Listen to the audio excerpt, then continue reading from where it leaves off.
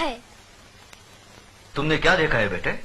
मैंने देखा कि ये इस दीदी को जबरदस्ती अपने कंधे पे उठाकर पंपशीट में ले गया और दरवाजा बंद कर दिया।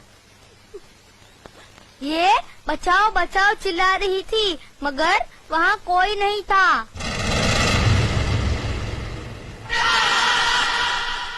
थोड़ी देर बाद जब ये बाहर आई तो इसके कपड़े फटे हुए थे और ये रो रो के कह रही थी कि मेरा सब कुछ लुट गया, मैं बर्बाद हो गई।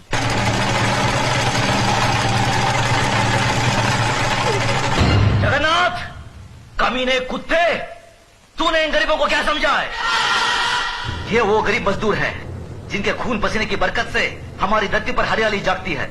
हमारे सर पर जमींदारी का ताज इन्हीं गरीबों की बदौलत है, जिसके बदले में उन्हें 2 वक्त की रोटी 2 गज की चादर मिलती है। और तूने उसी चादर में घुसकर इस गरीब की इज्जत लूट ली। फिर तुझ में और जानवर में क्या फर्क रहा? मुनीम जी, देवी माँ के मंदिर से सिंदूर ले आओ। जी मालिक। पायल, तुम इधर आओ। जिन हाथों से मजबूर करके इस कमीने ने तुम्हारी इज्जत लूटी, आज ये उन्हीं हाथों से तुम्हारी मांग भरेगा, तुम्हें अपनी पत्नी बनाएगा। ये हमारा फैसला है। गजराज, अपना फैसला बदल दे। आंखें मत दिखा। ये नीच जिसके पांव अगर मेरी हवेली के फर्श पर पड़े तो फर्श गंदा हो जाए, इस 2 टके की लड़की को तुम मेरे घर की बहू बना रहे हो। तो नहीं जानता, जमींदारों में ऐसी बातें होती ही रहती हैं। मजदूर औरतों और मालिकों के बीच में ऐसे खेल तो अक्सर होते रहते हैं। कोई अपनी बीवी नहीं बनाता उन्हें। खामोश! मजदूर औरतों की इज्जत जमींदारों के बाप दादाओं के कोई जागीर नहीं होती जिसे वो अपनी मनमानी करे, रोन दे, कुचले। इज्जत इज्जत होती है, चाहे वो किसी ठाकुर की बेटी हो या किसी मजदूर की। पागल हो गया तू? तुझे इंसाफ करने की अकल नहीं है। तेरा अंजाम बहुत बुरा होगा गजराज।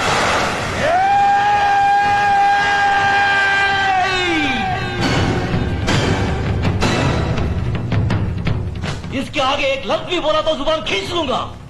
तेरी औकात मेरे सामने खड़े होने की भी नहीं है और तू मुझे ललकारता है। गजराज ठाकुर ने कभी किसी अंजाम की परवाह नहीं की। अगर परवाह की है तो सिर्फ अपनी आन, इंसाफ, अखलाक और ईमान की। इस लड़की की जन्म जात नाम इसकी कोई अहमियत नहीं है हमारी नजर में। अहमियत है तो सिर्फ इसकी इज्जत, इसकी पवित्रता की। जगन्नाथ, मांग भर इसकी। गजराज!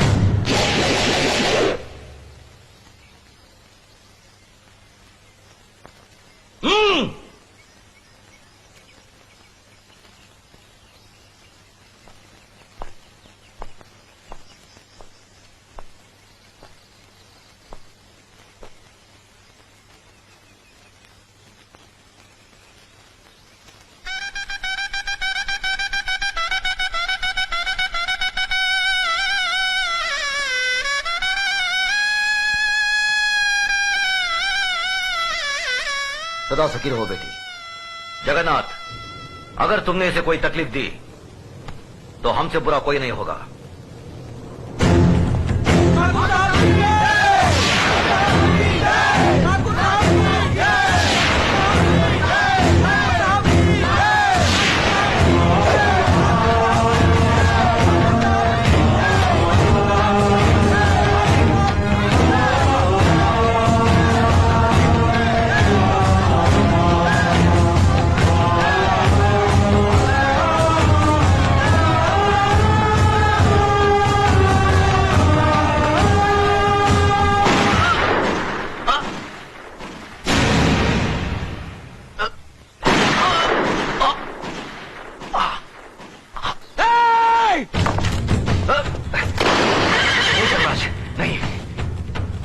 बुआ की बात बुझाना तुम्हारा दम नहीं है।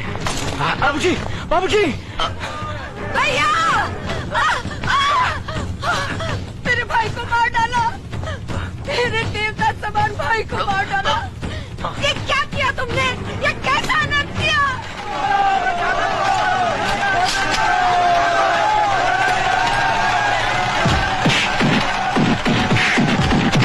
रुक जाओ, छोड़ दो उसे।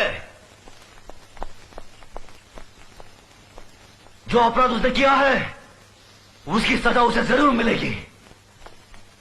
आज से 18 साल के लिए हम रणजीत सिंह ठाकुर को समाज और बिरादरी से बाहर करते हैं।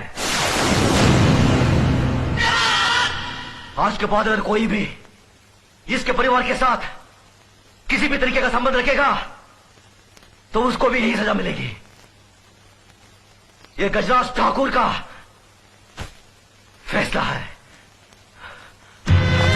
भैया, भैया, बाबूजी, धर्मराज, न्याय करने वालों के लिए रिश्ते और जज्बात कोई मायने नहीं रखते।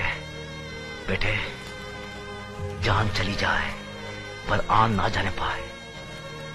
जान देकर जो आन की रक्षा करता है वही न्यायाधीश इंसाफ के आकाश की बुलंदी को छूता है।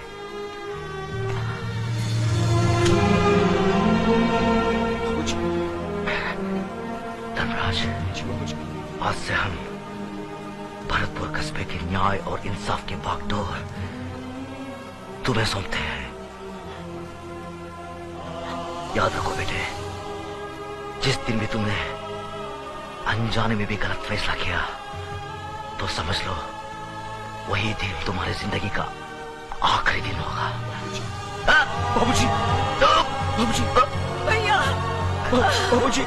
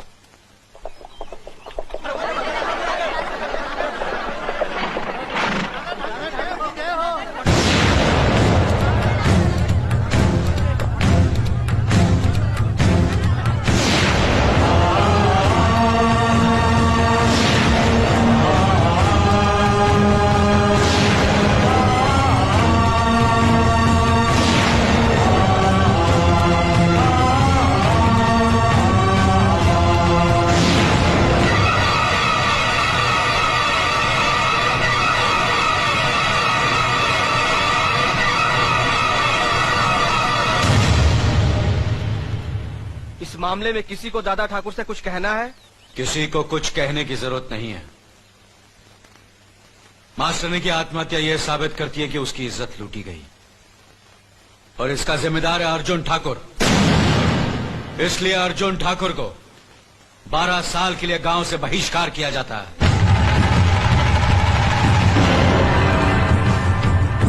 आज से कोई इससे बात नहीं करेगा, कोई इसकी मदद करेगा नहीं, और जो भी इस हुक्म को तोड़ेगा उसे और उसके परिवार वालों को यही सजा भुगतनी पड़ेगी। मासूम मास्टरनी शिल्पा ही अपनी विधवा मां का सहारा थी, इसलिए अर्जुन ठाकुर की जायदाद का आधा हिस्सा उसकी मां को दिया जाएगा। यह हमारा फैसला है।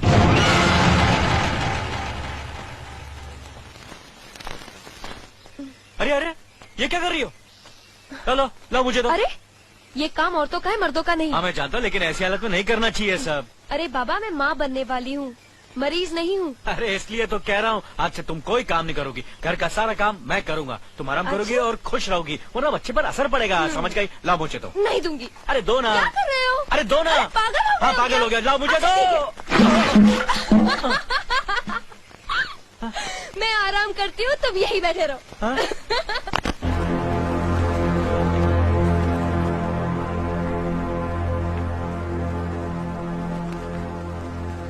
सुनिए, एक बात कहूँ, आप तो जानती ही हैं, हमारी मीना माँ बनने वाली है, हमारे कुल का वारिस आने वाला है। ऐसे समय पर उसके पास माँ या सास का रहना जरूरी होता है, जो उसकी मुश्किलों को समझ सके, उसे दिलासा दे सके, उसकी हिम्मत बढ़ा सके। वो सौभाग्य तो भगवान ने मेरे हिस्से में नहीं लिखा। बस इतना चाहती हूँ कि एक बार बहू रानी से मिलाऊं, उसकी गोद भराई की रस्म पूरी करके उसके हाथों में कंगन पहनाऊं। हम जानते हैं जिस पाबंदी की बेड़ी हमारे पैरों में पड़ी है उसमें ऐसा नहीं हो सकता है, लेकिन अगर आप चाहें तो, आप इजाजत दे तो ये हो सकता है। नहीं लक्ष्मी, पंचायत का फैसला सिर्फ आसपास के 18 गांव के लिए नहीं, हम पर और हमारी हवेली के लिए भी है। तुम नहीं मिल सकती। क्या आपका फैसला पत्थर की लकीर है जिसे कोई नहीं मिटा सकता? दुनिया की बड़ी से बड़ी अदालतें मुजरिमों को उनके रिश्तेदारों से मिलने की इजाजत देती है, मगर आपकी पंचायत जिन्हें एक बार मुजरिम करार देती है उससे कोई भी नहीं मिल सकता है। सरकारी अदालतों में आदमी एक जगह हारता है तो दूसरी जगह अपील करने का हक रखता है, मगर आपकी पंचायत आपसे शुरू होती है और आप ही पर खत्म हो जाती है। न कोई अपील, न रियायत, न सुनवाई। आपकी पंचायत ने मेरे अर्जुन को घर निकाला देकर एक माँ के दिल को निकालकर बाहर फेंक दिया। क्यों? सब अपना अपना धर्म निभा रहे हैं। आप अपना धर्म निभा रहे हैं, मेरी मीना ने अपना धर्म निभाया, हवेली के सारे सुख छोड़कर अपने पति के साथ चली गई। लेकिन मैं, एक माँ का क्या धर्म है बताइए?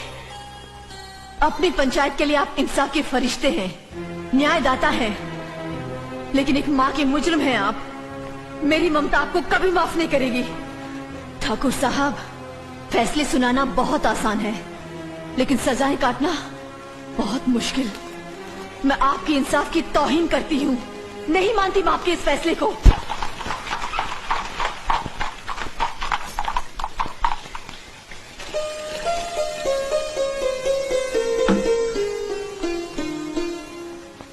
पायलागू भाभी। पायलागू दीदी, कैसे हो? जी ठीक हूँ। हम आप दोनों को यहाँ से लेने आए हैं। मीना का पहला बच्चा है, हम चाहते हैं कि गोद भराई की रस्म धूमधाम से करें। लेकिन भाभी, भैया को हमने जो फैसला कर लिया है उसे कोई रोक नहीं सकता। रुक जाइए डैडी, हम इस वक्त गांव और बिरादरी से बाहर हैं। हमसे मिलना, हमारी मदद करना, दोनों गांव की पंचायत की नजरों में जुर्म है। मैं जानता हूँ बेटी, लेकिन मुझे एक बाप का फर्ज भी तो अदा करना है। सदियों से परंपरा चली आ रही है कि जब बेटी माँ बनने वाली होती है तो माँ बाप उसे आशीर्वाद देते हैं। मैं अपने आप को तेरे पास आने से रोक नहीं पाया बेटी। मैं माफी चाहती हूँ डैडी। मैं जिस घर की बहू हूँ उस घर के हुक्म की रेखा पार करके मैं आपका आशीर्वाद नहीं ले सकती। आज तेरा खत बाप से भी ऊंचा हो गया। मैंने जरूर किसी जन्म में मोती दान किए होंगे जो तेरे जैसे लायक बेटी मिली मुझे। खुश रहो, चलता हूं।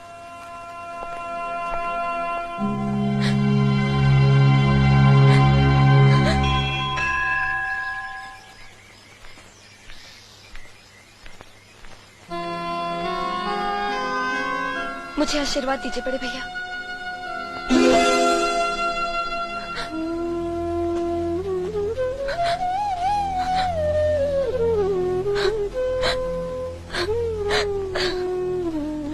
सुनिए, बच्ची आपसे कुछ मांग रही है। लक्ष्मी,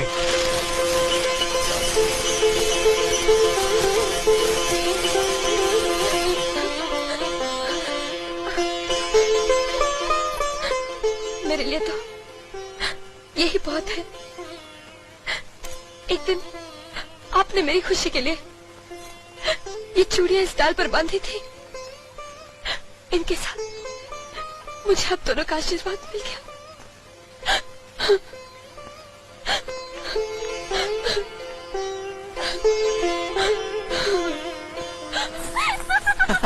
हे संगीता,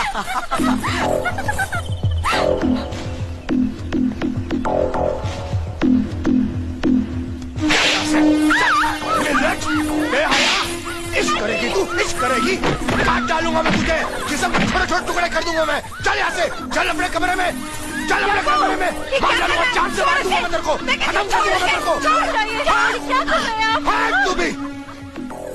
पागल हो गया है क्या? क्यों मार रहा है इसे? ये हरामजादी नकुल के साथ इश्क लड़ा रही थी। इतने बड़े हिंदुस्तान में दिल लगाने के लिए वही घर मिला इसे। तो क्या हुआ? आखिर वो भी तो हमारा ही खानदान है, और अगर इसकी वजह से दोनों घराने एक हो जाते हैं तो इससे अच्छी बात और क्या हो सकती है?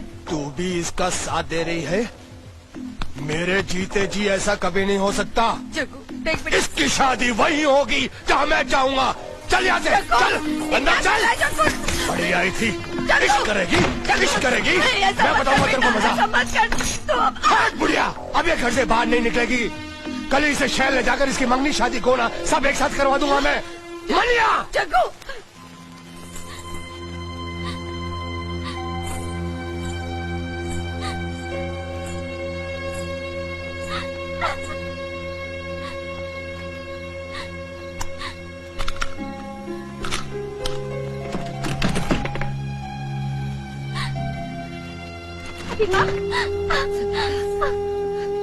मेरी बच्ची, रो मत, रो मत,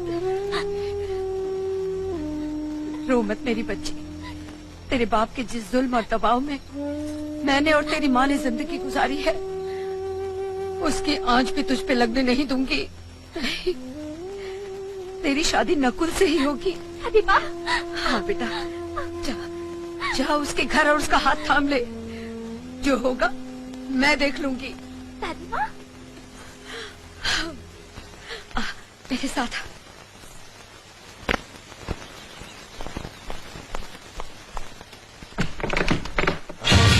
संगीता, संगीता,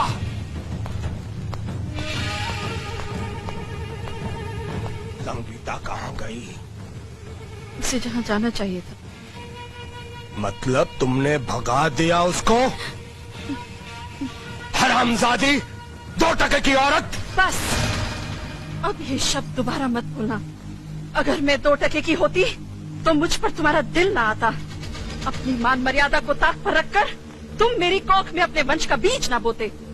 तो तेरे मुंह में भी जबान है हरामजादी। हाँ, बहुत सह चुकी। अब और सहूंगी तो औरत जात का अपमान होगा। तुम्हारी इज्जत करना मेरा धर्म है, तुम्हारे जुल्म सहना मेरी मजबूरी नहीं। हरामजादी, मजबूरी की बात करती है तू, मजबूरी की बात करती है तू, मजबूरी की बात करती है। आज तक आग लगा हरामजादी, मजबूरी की बात करती है। अरे इसने संगीता को भगा दिया। संगीता को मैंने भगाया है। जो कहना है मुझे कह, मुझे सजा दे। तूने भगा दिया उसे, मैं भी देखता हूँ दादा ठाकुर अपने भाई की शादी मेरी बेटी के साथ कैसे करता है। ठाकुर, भले ही तुम इस गांव के मुखिया हो, लेकिन मेरे तो दुश्मन हो दुश्मन। तुम्हारे दिल में जलती हुई दुश्मनी की आग अभी तक नहीं बुझी, इसीलिए मेरी लड़की को भगाकर अपने घर में छुपा रखा है तुमने। अरे किस मुंह से अपने आप को मुखिया कहते हो? तुम्हारा मंजला भाई अर्जुन तो सबके सामने नंगा हो गया, लेकिन तुम उससे भी बड़े अपराधी हो। अरे अंदर क्या छुप कर बैठा है? बाहर निकल।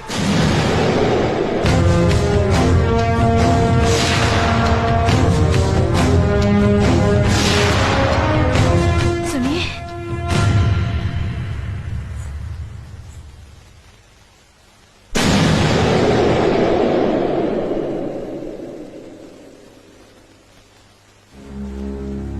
वो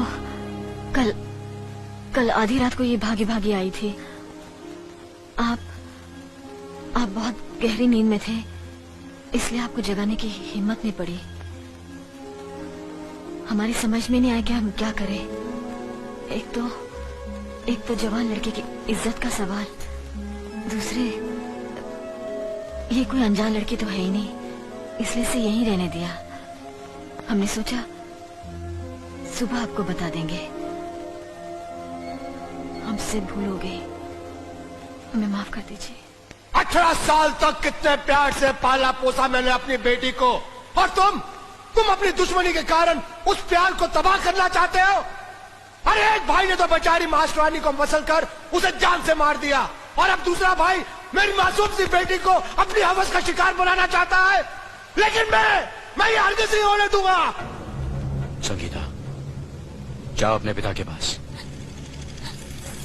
बड़े भैया, मुझे पिताजी के पास मत भेजिए, मैं आपके हाथ जोड़ती हूँ। ये क्या पागलपन है? जगन्नाथ जो कह रहा वो सही कह रहा। वो तुम्हारे पिता, उसके पास तुम्हें जाना पड़ेगा। नहीं, लेकिन मैंने कहा ना।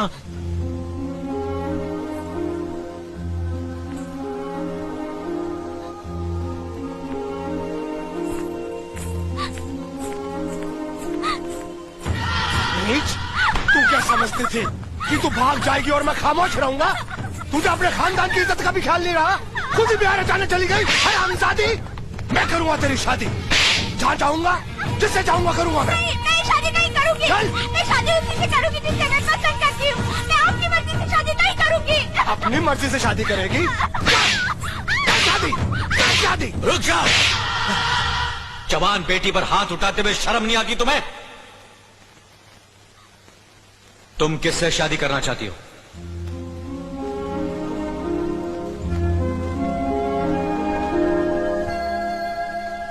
हाथ नीचे कर, नहीं तो काट कर रख दूंगा। तेरी शादी कहाँ और किसके साथ करनी है उसका फैसला मैं करूंगा। नहीं तो तेरा गला दबाकर मैं तुझे जान से मार दूंगा। नादानों की तरह बात मत करो। इसे अपनी पसंद का दूल्हा चुनने का पूरा हक है। यह हंगामा बंद करो और चुपचाप अपने घर जाओ। अब यह तुम्हारी बेटी नहीं, इस हवेली की होने वाली छोटी बहू है। हम जल्द ये रिश्ता लेकर तुम्हारे घर आएंगे। थूकता हूँ तुम्हारे इस रिश्ते पे और इस हवेली पर। मैं इसकी शादी किसी लंगड़े लूले अपाइक के साथ कर दूंगा, मगर तेरे भाई के साथ कभी नहीं करूंगा। कमीने, अबे तमीज से बात करो। हमारे दादा ठाकुर से बदतमीजी की, तेरी जबान खींच लेके मारो साले को। रुक जाओ। होली के त्योहार के बाद इस लड़की की शादी मेरे छोटे भाई नकुल के साथ होगी। यह हमारा फैसला है।